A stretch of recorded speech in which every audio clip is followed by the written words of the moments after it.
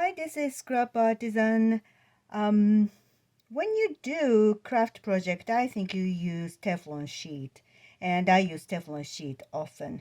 And the instruction said that in order to clean, wash in the soapy warm water. But it's not really convenient because, I'm going to make the bathroom water all over. I use this kind of rubber cement pickup. You can kind of peel this off some of the residue easily, but others are not that easy. And this rubber cement pickup really does the job.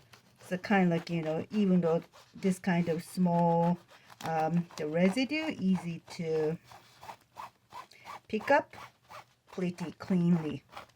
And after that, you can pick that up with those, I don't know, cat hair pickup. I don't know what you call it, this thing. And clean.